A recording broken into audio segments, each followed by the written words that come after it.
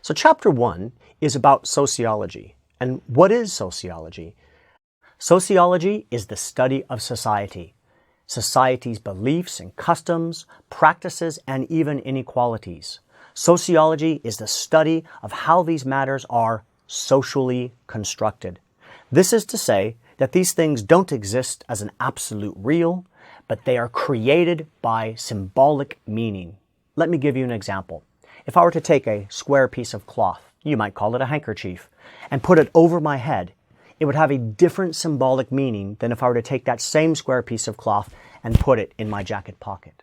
It's the same piece of cloth, but it's endowed with a different symbolic meaning depending on the society that you're in. This is the study of sociology, the interaction between objects, symbolism, and people. Social constructionism is the domain of sociology. Now, it's different than philosophy in that it requires some data, and it's different than psychology in that it examines society and not the individual's interactions with society. It is thus the study of society, their customs, their daily norms, and it's the study of inequalities along with that, like racism, sexism, and homophobia. Sociology is sometimes very easy, and sometimes sociology is very hard.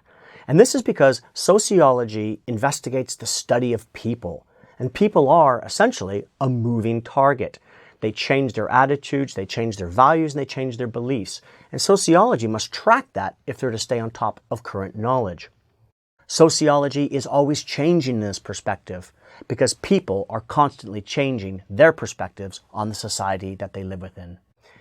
Sociology is not like a pure science. It uses data, but pure science is in many senses easier than studying the constantly shifting patterns of society. Sociology is also impacted by changing structural and environmental conditions. For example, in Spain, they have a siesta in the afternoon to get away from the summer's heat. But in England, there would be no need for such a siesta.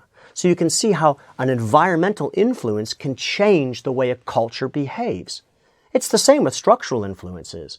A very crowded train station will see that people don't readily say hi to each other, whereas in an isolated city, two people walking in a field see each other are almost obliged to say hello to each other. So institutions and environment changes the society. Sociologists also recognize that stigma is hugely important to the study of our domain, both stigma of individuals and stigma of groups in general. For example, recently, homosexuality has been highly stigmatized in the Western world.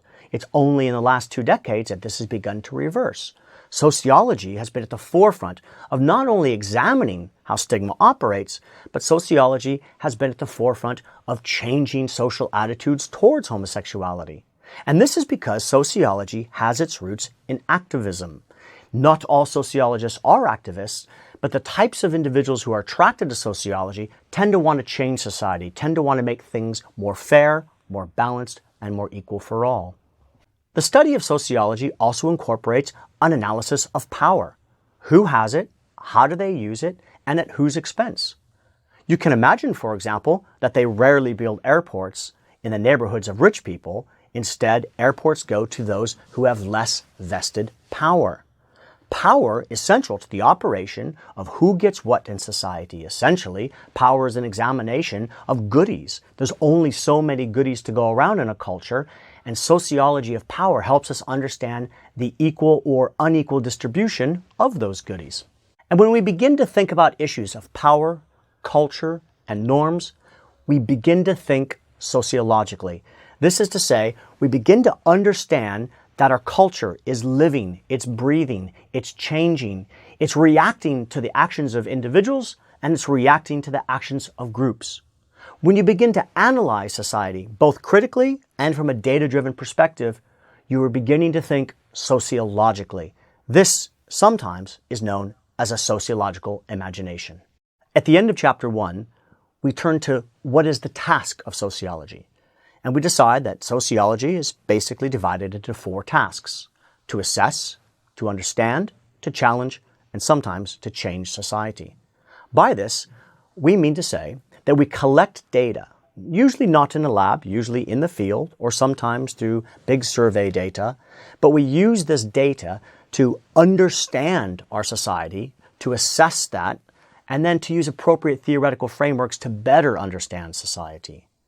And if our understandings determine that there's inequity, there's imbalance, there's power differentials, and we feel that there's a change that's needed in society, then we can often challenge existing norms through academic publications and through dissemination of our knowledge to the media, and sometimes through political activism directly.